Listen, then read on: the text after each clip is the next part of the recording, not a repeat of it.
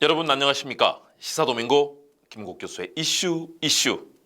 우리 정치의 현실, 이면의 이야기들, 그리고 어떤 일들이 진행되고 있는지를 함께 고민하고 또 살펴보는 시간입니다. 날씨가 많이 쌀쌀해지고 있습니다. 그럼에도 불구하고 주변의 산들은 참 아름답습니다. 지난 주말에도 서울에 있는 서대문에 있는 안산, 그리고 동작구에 있는 서달산, 또 청계산 산들을 올랐는데요. 이제 단풍이 아주 멋지게 물든 그런 산들이 있었습니다. 여러분 가을 산 많이 찾아주시고 건강도 챙기시기 바랍니다. 요즘은 음악회도 주변에서 많이 열립니다. 저도 음악회 사회를 많이 보고요. 여러 가지 사회를 보다 보니까 이제 한 400편 정도 이런 음악회라든가 이런 행사 진행 사회를 본 것 같습니다. 이번 연말에도 작년에도 했던 오페라 이제 스토리텔러를 하는데요. 이번 주 그러니까 11월 15, 16, 17, 3일간은 비제의 오페라 까르멘에 제가 출연을 하게 됐고요. 그리고 12월 4일, 5일에는 세종문화회관에서 또 오페라 라보엠 스토리텔러로 진행을 합니다. 여러분들도 정말 주말 또는 평일 저녁에 시내 곳곳에서 열리는 아름다운 오페라, 음악회 많이 찾아보십시오. 감정이 풍부해지고 사랑이 넘치고 또 여러분의 정신 건강에도 많은 도움이 될 겁니다. 오페라 라보엠 어떻습니까? 오페라 라보엠은 자코모 푸치니, 이탈리아의 작곡가죠. 이 사람이 작곡한 세계 3대 오페라 중에 하나입니다. 젊은 여성 미미 그리고 시인 로돌포의 비극적인 사랑 이야기를 다루고 있습니다. 참 아름다운 선율들, 그리고 특히 로돌포가 부르는 그대의 찬송이라는 오페라 아리아도 참 좋고요. 또 미미가 부르는 내 이름은 미미라는 오페라 아리아가 있습니다. 여러분들 감상해 보시면 어떨까요? 그리고 비제의 까르멘도 마찬가지입니다. 과거에는 그렇게 귀족들 또는 왕을 위한 오페라가 많이 상영이 됐었지만 비제가 만든 이 오페라가 소위 말해서 오페라 베리시모, 일반인들의 삶 속에서 나타나는 그런 얘기들을 다룬 오페라들이 등장합니다. 그 효시가 바로 이 비제의 까르멘이고요. 지금도 너무나 많은 세계인들이 사랑하는 오페라입니다. 거기에 나오는 투사, 에스카미오의 투사의 노래라는 노래도 참 좋고요. 또 주인공 호세와 까르멘이 부르는 그런 노래들도 너무나 좋습니다. 이런 오페라들 여러분들 주말에 좀 많이 찾아보시면 좋을 것 같고요. 저도 좋은 음악이 되도록 여러분들께 선을 보이려고 합니다. 그런 시간을 가져보시면 좋을 것 같고요.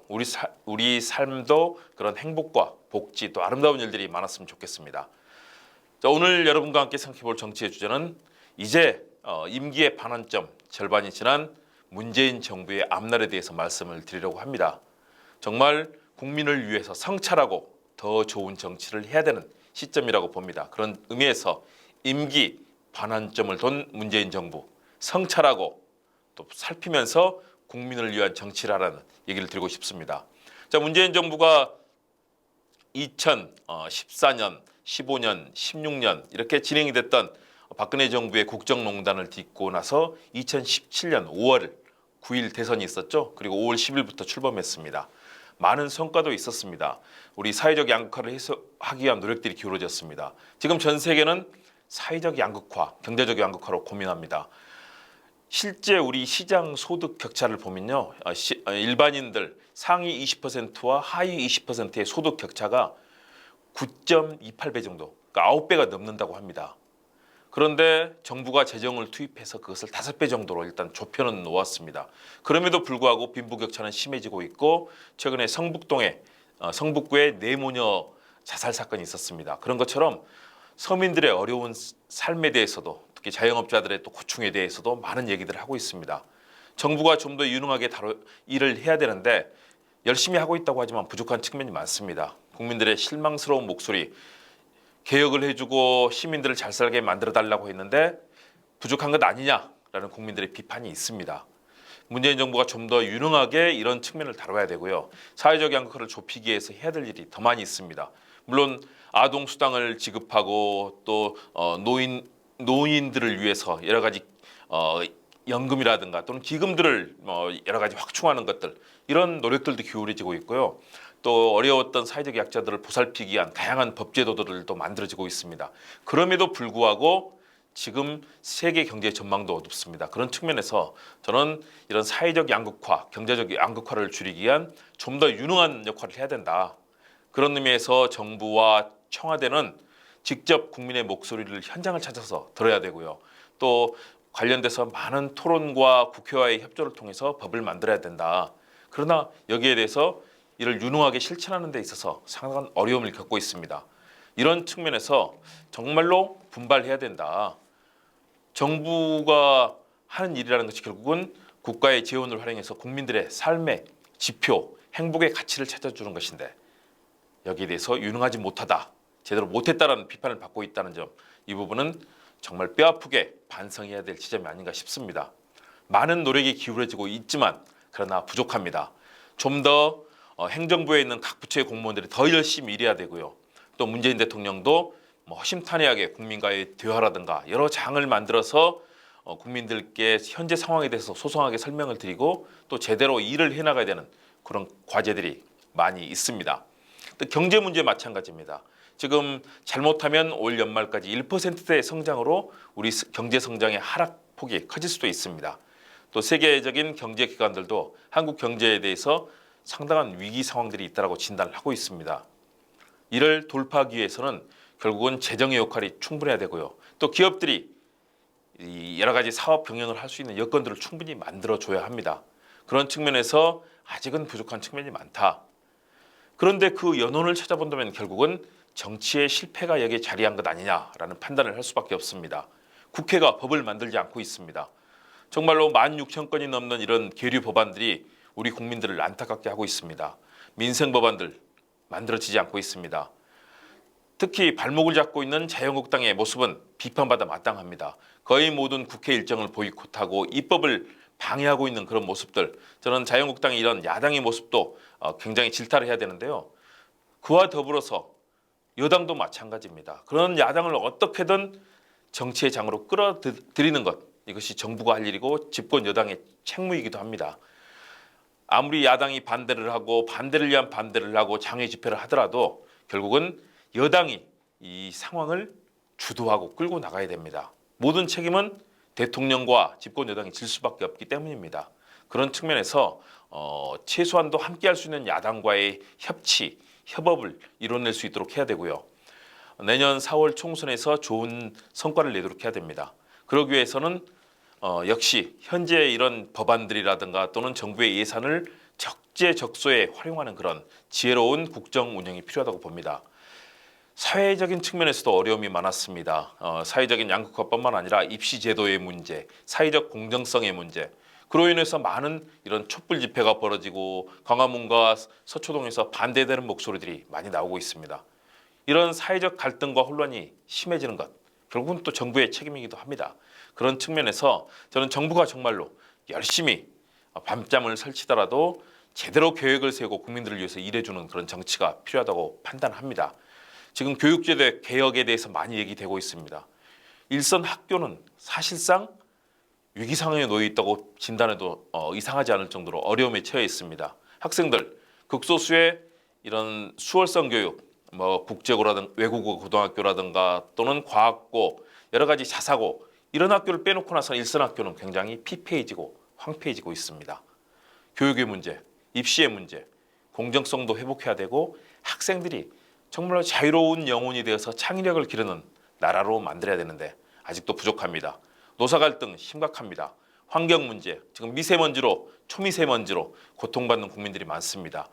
미세먼지가 나쁜 날에는 시민들 아예 거리를 나갈 생각조차 하지 않습니다. 이렇게 되면 우리 산업의 문제도 생기고 또 우리 일상생활의 어려움도 커질 겁니다. 이런 미세먼지, 초미세먼지라든가 다양한 환경 이슈를 해결하기 위한 정부 차원의 노력도 절실해 보입니다. 또 외교 문제 만만치 않습니다. 한동안 좋은 관계를 가져왔던 남북 관계도 현재는 상당한 이 북한의 여러 가지 도발적 징후로 인해서 어려움에 처해 있고요. 미국도 마찬가지입니다. 트럼프 대통령이 보여주는 국익 위주, 아메리카 퍼스트, 미국의 국익 위주의 외교 때문에 우리 정치가 상당한 또 어려움을 겪고 있습니다. 주변국을 잘 설득해야 됩니다. 지금 외교 참 만만치 않습니다. 우리 주변은 전부 스트롱맨입니다. 트럼프 대통령 얼마나 까다롭습니까? 시진핑 국가주석, 중국도 마찬가지입니다. 우리에게 얼마나 많은 시련을 안겨주고 있습니까? 일본 보십시오. 아베 총리, 극우 민족주의, 식민사관을 반성하지 않고 있는 저 모습들.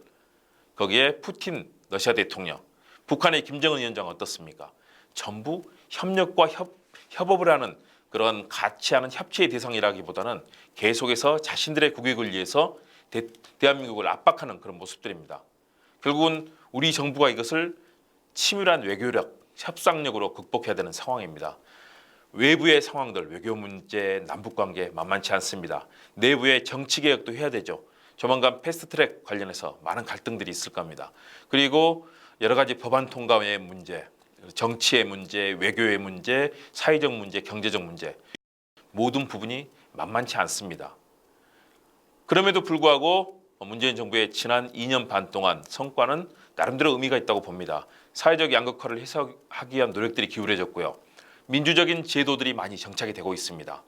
과거 같으면 청와대 민정이 검찰을 관할하고 국민을 블랙리스트로 만들고 사상과 표현의 자유를 탄압하는 일들이 많았지 않습니까? 그러나 지금은 그런 일은 없습니다. 길거리에서 대통령을 욕해도 이제는 잡혀가지 않는 그런 세상이 됐습니다. 자신의 의사를 마음 놓고 표출할 수 있고 집회 시위의 자유도 다 보장이 돼 있습니다.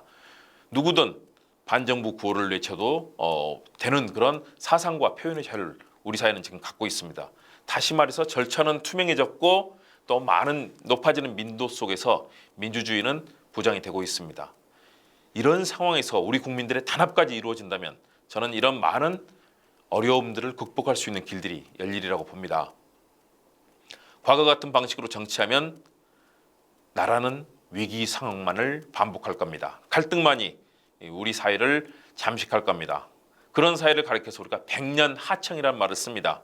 중국의 황하강이 정말로 아무리 깨끗해지고 이렇게 하고 싶어도 안 되는 것들, 항상 황토물로 흐르는 그런 중국의 강, 이것을 백년 하청이라고 부릅니다. 아무리 노력해도 안 되는 그런 상황들, 우리는 백년 하청의 국가를 만들어서는 안 되겠죠. 미래 전도가 유망하고 또 새로운 역사를 만들 수 있는 그런 나라를 만들어야 된다. 그런 측면에서 저는 오늘의 사자성어를 백년 하청이 아닌 진충보국이라는 말씀으로 드리고 싶습니다. 국가를 위해서 마음을 모으고 협력하고 서로 간에 국가에 대한 충성과 또 협력을 해나간다면 우리 국가는 좋은 나라가 될 겁니다. 충성을 다해서 국가가 우리에게 주었던 여러 가지 권리들이 있습니다. 대한민국의 여권 지수가 전 세계에 거의 1등, 2등 한다고 하지 않습니까? 그럴 정도로 국제사회에서 대한민국의 신뢰도가 높습니다. 그런 나라를 위해서 우리가 진충보국하면서 대한민국을 민주주의, 정의, 자유가 넘치는 나라로 만들어야 된다. 이런 측면에서 저는 오늘의 이 핵심적인 사자성어로 진충보국을 여러분께 권하고 싶습니다. 백년 하청이 아닌 진충보국이 이루어진다면 대한민국 더 좋은 나라가 될 겁니다. 그래서 여러분께 오늘은 한 편의 시를 들려드리려고 합니다. 미디어피아의 김문영 대표께서 최근에 시집을 한 권 내셨습니다. 여러분 이 시집입니다. 촛불의 꿈이라고 해서요. 비시비첩 촛불의 꿈이라는 시집을 내셨는데 제가 김문영 시인이죠. 이제 미디어피아 대표이기도 하지만 김문영 시인의 시 촛불 이를 제가 여러분께 낭송해 드리려고 합니다. 정말 좋은 그런 우리 사회 개혁에 대한 열망을 담은 훌륭한 시입니다. 촛불 1 김문영. 스스로를 태워 어둠을 밝히는 일이 어찌 쉬운 일인가. 바람 불면 꺼질 수밖에 없는 연약한 존재지만 바람 불면 더 힘차게 활활 타오르는 성질도 있어. 그냥 양초로 있는 동안은 그저 한 자루의 양초에 불과하지만 심지에 불이 붙는 순간 스스로를 태워 어둠을 밝히는구나. 세상을 밝히는구나. 흐르는 촛물은 곧 분노의 눈물이고 타오르는 불꽃은 곧 희망이구나. 주름지고 거친 손으로 움켜잡은 촛불과 여리고 여린 손으로 고이 꼭진 촛불이 만나 우리가 꿈꾸는 세상을 밝히는구나. 나라를 뒤흔들던 권력도 너의 불빛 아래 힘을 잃는구나. 장한 촛불이여, 어둠을 밝히는 불빛이여, 세상을 밝히는 희망이여. 그렇지만 힘들고 수고로운 촛불이여. 다시는 너를 들지 않아도 되는 세상이 어서 오기를. 촛불 속에 우리의 개혁과 혁명 또 민주주의와 정의가 완성된 그런 세상을 꿈꾸는 김문영 시인의 바람이 이루어지길 기대합니다. 자, 문재인 정부 2년 반이 지났습니다. 사실은 그동안 이룬 것이 많지 않습니다. 법을 만들어야 되는데 야당의 아주 강력한 그런 반대에 부딪혀서 법이 통과되지 않는 상황이 많습니다. 사실은 임기 1년째 법을 다 만들고 2년째 상당한 기초적인 실현이 이루어지고요. 3년째부터는 이런 법안의 성과들이 나타나야 되는데 아직도 법이 완성이 되지 않았습니다. 대통령학 관점에서 본다면 문재인 정부는 이제 시작입니다. 많은 야당들을 설득하고 국민의 목소리를 들으면서 제대로 개혁해야 되는 시간이 이제 문재인 정부의 남은 2년 반입니다. 국민들이 바라고 있습니다. 국민들이 원하고 있습니다. 국민들이 희망하고 있습니다. 개혁을 멈춰서 안 됩니다.